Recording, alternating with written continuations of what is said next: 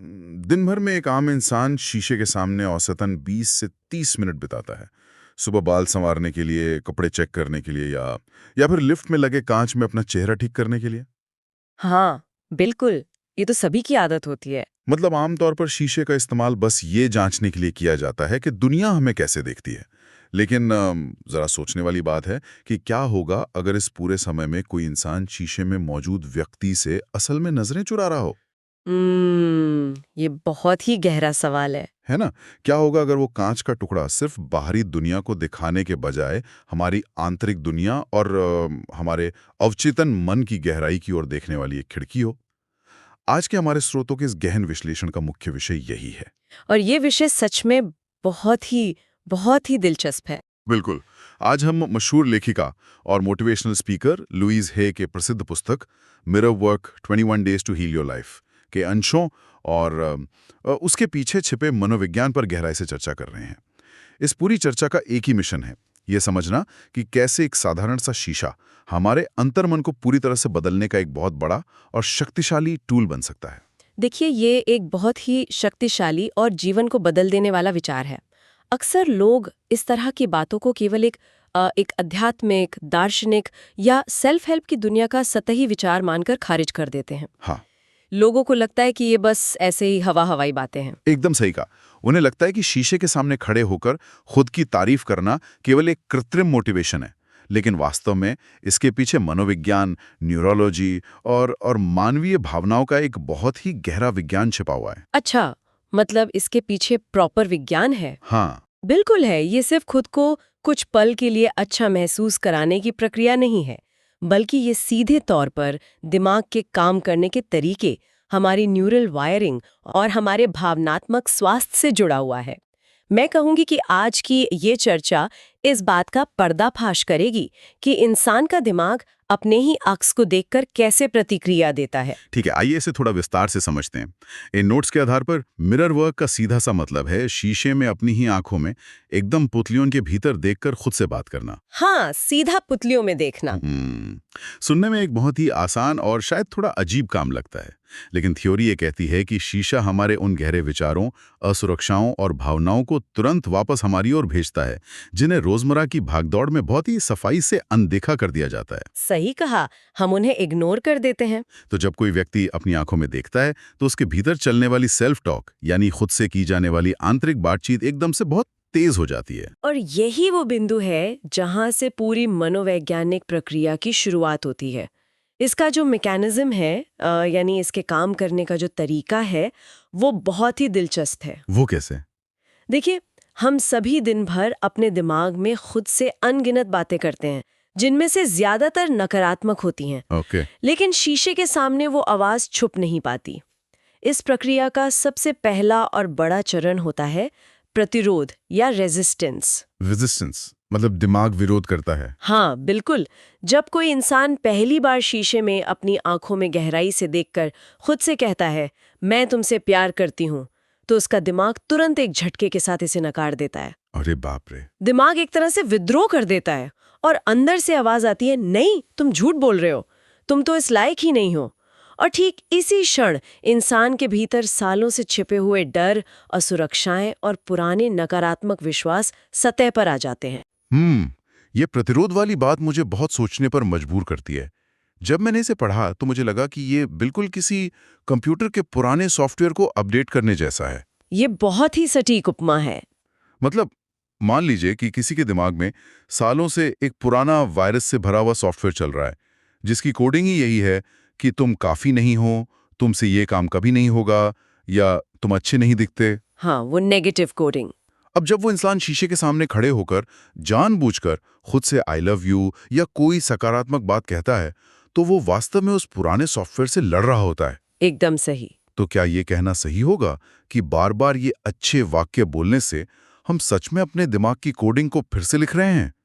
मतलब क्या हम अपने दिमाग के न्यूरल पाथवे को सच में बदल सकते हैं? यहाँ जो बात सबसे आकर्षक है वह यह है कि आधुनिक विज्ञान और न्यूरोप्लास्टिसिटी ठीक इसी बात का समर्थन करते हैं। सच में? जी हाँ, ये केवल एक आध्यात्मिक उपमा नहीं है, बल्कि दिमाग की भौतिक संरचना को बदलने की एक वैज्ञानिक प्रक्रिया है। हमारा दिमाग प्लास्टिसिटी के सिद्धांत पर काम करता है। प्लास्टिसिटी का मतलब उसके आकार बदलने की क्षमता? बिल्कुल, इसका सीधा सा नियम है, जो न्यूरॉन्स एक साथ फायर होते हैं वे आपस में जुड़ जाते हैं। बचपन से लेकर आज तक किसी भी इंसान ने जितनी बार खुद की आलोचना की है, उसके दिमाग में आत्मनफरत और संदेह के रास्ते उतने ही चौड़े और पक्के हाईवे बन चुके हैं। मतलब वो हाईवे एकदम पक्का हो गया है रोज गाड़ियां चलने से। बिल्कुल वही। इसलिए जब शीशे के सामने खड़े होकर आत्म प्रेम के वाक्य बोले जाते हैं, तो शुरुआत में उस पुराने हाईवे का भारी प्रतिरोध होता है। अच्छा, तभी वो रेजिस्टेंस आता है। हाँ, लेकिन लगातार ऐसा करने से वो पुनर्गठन या रीपैटर्निंग शुरू हो जाती है। दिमाग को मजबूरन नए सकारात्मक मार्ग बनाने पड़ते हैं। समय के साथ पुरानी आत्म आलोचना की आदत वाले न्यूरॉन्स कमजोर पड़ने लगते हैं और खुद को स्वीकार करने वाले नए तंत्रिका मार्ग मजबूत होने लगते हैं। अरे वाह, ये सुनना सच में अद्भुत है कि हमारे बोले गए शब्द और हमारे विचार हमारे दिमाग की भौतिक बनावट को सचमुच आकार दे सकते हैं। ये विज्ञान की सबसे बड़ी खोजों में से एक है। लेकिन ये न्यूरल वायरिंग वाली बात समझ में आती है, फिर भी एक सवाल उठता है कि ये पुरानी वायरिंग आई कहाँ से? कोई भी इंसान खुद से नफरत करना लेके पैदा तो नहीं होता है ना? नहीं, बिल्कुल नहीं। बच्चे तो खुद से बहुत प्यार करते हैं। वही तो, एक छोटा बच्चा तो शीशे में खुद को देखकर खुशी होता है। यहीं पर इस थ्योरी के कुछ मुख्य स्तंभ बहुत प्रासंगिक हो जाते हैं। पहला स्तंभ है आत्मस्वीकारा या सेल्फ एक्सेप्टेंस, यानी खुद को उसी रूप में स्वीकार करना जैसे हम हैं, जो कि आज के समय में बहुत मुश्किल है। और दूसरा स्तंभ जो मुझे व्यक्तिगत रूप से बहुत गहरा लगा, वो है आंतरिक बच्चे को ठीक करना, यानी हीलिंग द इनर चाइल्ड। मैं बताना चाहूंगी कि आंतरिक बच्चे की अवधारणा मनोविज्ञान के सबसे महत्वपूर्ण और संवेदनशील हिस्सों में से एक है। हम सभी के भीतर एक ऐसा हिस्सा होता है जो हमारी शुरुआती यादों, भावनाओं और अनुभवों का पूरा ब्लूप्रिंट समेटे रहता है। अगर बचपन में किसी व्यक्ति को लगातार नजरअंदाज किया गया हो या उसकी तुलना दूसरों से की गई हो, जो कि हमारे समाज में बहुत आम बात है, बहुत आम है, या उसे यह महसूस कराया गया हो कि वो तभी प्यार के काबिल है जब वो अच्छे नंबर लाए या अच्छा व्यवहार करे, तो वो बच्चा उस इंसान के वयस्क होने के बाद भी उसके अंदर उसी डर और असुरक्षा के साथ जीवित रहता है। मतलब वो डर कभी जाता ही नहीं है। नहीं जाता। मिरर वर्क उस आंतरिक बच्चे तक पहुंचने का एक सीधा पुल है। ये उस डरे हुए हिस्से को वो सुरक्षित स्थान और वो बिना शर्त वाला प्यार देने का तरीका है जो उसे शायद बचपन में कभी नहीं मिल पाया। यहाँ बात सच में बहुत दिलचस्प हो जाती है, क्योंकि इस थियरी का एक बहुत बड़ा और हैरान करने वाला दावा ये भी है कि हमारी कई शारीरिक बीमारियां अक्सर अनसुलझे भावनात्मक मुद्दों और खुद के प्रति पाले रखी गई कड़वाहट से पैदा होती हैं। हाँ, लुइस हे ने अपनी किताब में इस पर बहुत जोर दिया है। मिरर वर्क का उद्देश्य उस कड़वाहट को जड़ से खत्म करना है। लेकिन अगर हम इसे एक तार्किक और व्यावहारिक दृष्टिकोण से देखें, तो क्या सच में शारीरिक बीमारियां भावनात्मक कड़वाहट से इतनी गहराई से जुड़ी हो सकती हैं? देखिए, और उससे भी बड़ा सवाल ये है कि एक वयस्क इंसान जो आज अपनी नौकरी बचाने, ईएमआई भरने या अपने टूटते रिश्तों के तनाव से जूझ रहा है, उसका किसी आंतरिक बच्चे से बात करना व्यवहारिक रूप से उसकी आज की जटिल समस्याओं को कैसे सुलझा सकता है? यह एक बहुत ही लाजमी सवाल है। अगर हम इसे बड़ी तस्वीर से जोड़कर देखें, तो मन और शरीर के बीच का ये संबंध, जिसे चिकित्सा विज्ञान में साइकोसोमैटिक संबंध कहा जाता है, कोई मिथक नहीं है, बल्कि लगातार हो रहे शोध का विषय है। अच्छा, साइकोसोमैटिक। हाँ, जब कोई इंसान लंबे समय तक तनाव, पुरानी कड़वाहट या खुद को कोसने की आदत को अपने अंदर दबाकर रखता है, तो उसका नर्वस सिस्टम लगातार फाइट और फ्लाइट यानी लड़ो या भागो मोड में फंसा रहता है। मतलब शरीर हमेशा अलर्ट पर रहता है। बिल्कुल, शरीर को लगता है कि वो हमेशा खतरे में है। इससे कॉर्टिसोल जैसे स्ट्रेस हार्मोन का स्तर लगातार बढ़ा रहता है, जो समय के साथ इम्यून सिस्टम को बुरी तरह कमजोर करता है, शरीर में सूजन बढ़ाता है और कई क्रॉनिक बीमारियों का कारण बनता है। बाप रे, मतलब ये तनाव केवल दिमाग तक सीमित नहीं रहता, बल्कि ये शरीर में एक धीमे जहर की तरह फैलने लगता है। एकदम सही। और जहां तक उस वयस्क इंसान के तनाव और आंतरिक बच्चे के संबंध की बात है, तो इसे एक उदाहरण से समझते हैं। हाँ प्लीज। मान लीजिए कि किसी ऑफिस में बॉस ने किसी कर्मचारी के काम की एक छोटी सी रचनात्मक आलोचना कर दी। अब एक स्वस्थ वयस्क दिमाग को तर्क से सोचना चाहिए कि ये सिर्फ काम की बात है और इसे सुधारा जा सकता है। राइट, ये एक नॉर्मल रिएक्शन होना चाहिए। लेकिन अगर वो इंसान इस बात पर रातों की नींद खो देता है, पसीने से भीग जाता है और खुद को पूरी तरह से नाकाबिल मानने लगता है, तो वास्तव में वो उसका वयस्क रूप प्रतिक्रिया नहीं दे रहा है। अच्छा, तो कौन प्रतिक्रिया दे रहा है? वो उसका वही डरा हुआ और असुरक्षित आंतरिक बच्चा प्रतिक्रिया दे रहा है, जिसे बचपन में कभी पर्याप्त तारीफ नहीं मिली और जिसे लगता है कि एक गलती का मतलब है कि अब कोई उससे प्यार नहीं करेगा। अरे वाह, ये तो बहुत ही गहरी बात है। इसीलिए जब शीशे के सामने खड़े होकर कोई खुद को प्यार और सुरक्षा का आश्वासन देता है, तो वो उस आंतरिक बच्चे के डर को शांत कर रहा होता है। और जैसे ही वो डर शांत होता है, वयस्क जीवन का वर्तमान तनाव भी अपने आप कम होने लगता है। ये उदाहरण इस पूरी जटिल मनोवैज्ञानिक गुत्थी को एकदम शीशे की तरह साफ कर देता है। मतलब जब इंसान अत्यधिक प्रतिक्रिया या ओवर रिएक्ट करता है, तो वो वर्तमान में नहीं बल्कि अपने अतीत के किसी आघात में जी रहा होता है। बिल्कुल, वो अपने अतीत को ही जी रहा होता है। इन गहरे मनोवैज्ञानिक स्तंभों को समझने के बाद ये जानना बहुत जरूरी हो जाता है कि कोई भी व्यक्ति असल जिंदगी में इसका अभ्यास कैसे शुरू कर सकता है। इस प्रक्रिया को कदम दर कदम बहुत ही स्पष्ट तरीके से बताया गया है। हाँ, इसके बहुत ही स्पष्ट स्टेप्स हैं। शुरुआत एक शांत जगह तलाशने से होती है। वहां शीशे के सामने बैठकर सिर्फ चेहरे की बनावट को नहीं बल्कि सीधे अपनी पुतलियों की गहराई में देखना होता है। इसके बाद वो मूल वाक्य बोलना होता है, मैं तुमसे प्यार करता हूं, मैं वाकई तुमसे बहुत प्यार करता हूं। और व्यवहारिक तौर पर यही वो बिंदु है जहां ये अभ्यास सबसे अधिक चुनौतीपूर्ण और डरावना हो जाता है। डरावना क्यों? क्योंकि अपनी ही पुतलियों में इस तरह से देखना इंसान को बेहद असहज कर सकता है। क्योंकि आंखें सच में मन का दर्पण होती हैं। जब कोई व्यक्ति अपनी पुतलियों की गहराई में देखता है, तो वो दुनिया से झूठ बोल सकता है, लेकिन खुद से कुछ भी छिपा नहीं पाता। ये तो है, खुद से झूठ बोलना नामुमकिन है। असुरक्षाएं उस शीशे में तैरने लगती हैं। मुझे तो ये पूरी प्रक्रिया किसी इमोशनल डिटॉक्स की तरह लग रही है। जब हम अपनी ही आंखों में इतनी गहराई से देखते हैं और खुद से वो बात कहते हैं जो हमने आज तक खुद से नहीं कही, तो ये बहुत ही कमजोर कर देने वाला अनुभव महसूस हो सकता है। हाँ, इंसान बहुत वल्नरेबल महसूस करता है। और स्रोतों में यह बताया गया है कि इस प्रक्रिया के दौरान अक्सर एक स्थिति आती है जिसे भावनाओं की सफाई या पर्जिंग कहा गया है। ये वो समय होता है जब अचानक रोना आ सकता है, बहुत तेज और अनियंत्रित गुस्सा आ सकता है, या कभी-कभी अकारण हंसी भी छूट सकती है।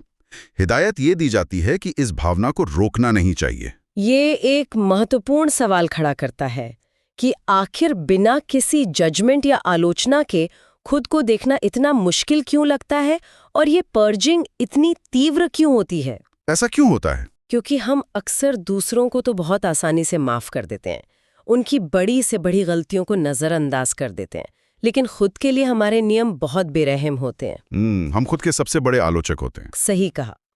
जब वो इमोशनल डिटॉक्स शुरू होता है, तो वो जो दर्द या आंसू बाहर आते हैं, वे दरअसल सालों से दबे हुए उस भावनात्मक बोझ के छलकने का संकेत होते हैं। ये बिल्कुल किसी पुराने और गहरे घाव को साफ करने जैसा है। मतलब जब किसी पुराने इन्फेक्शन वाले घाव पर पहली बार दवा या एंटीसेप्टिक लगाया जाता है तो बहुत तेज जलन होती है, दर्द होता है। हाँ, बहुत दर्द होता है। इंसान का मन करता है कि वो उस पट्टी को हटा दे, लेकिन उस इन्फेक्शन को बाहर निकाले बिना, उस मवाद को साफ किए बिना असली हीलिंग कभी शुरू ही नहीं हो सकती। बिल्कुल, सफाई बहुत जरूरी है। ये आंसू, ये गुस्सा उसी भावनात्मक इन्फेक्शन का बाहर निकलना है।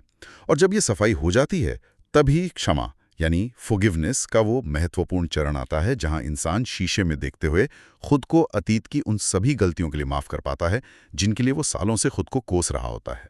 ये घाव वाली उपमा इस प्रक्रिया को बहुत सटीक रूप से समझाती है। भावनाओं को पूरी तरह से बाहर निकलने देना ही खुद को माफ करने की पहली और सबसे जरूरी शर्त है।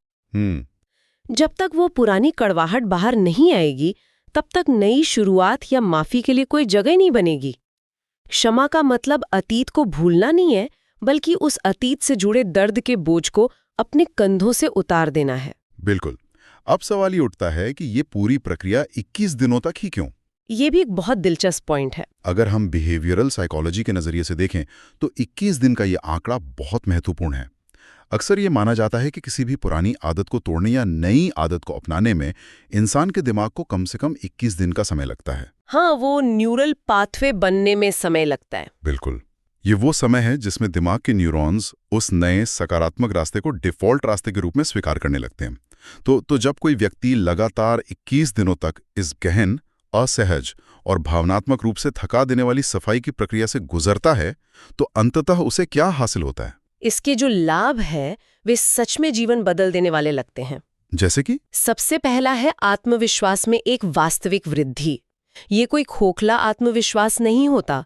जब कोई खुद को उसकी सभी कमियों के साथ पसंद करने लगता है तो दुनिया को देखने का उसका नजरिया भी बदल जाता है। मतलब वो बनावटी कॉन्फिडेंस नहीं होता। एकदम सही।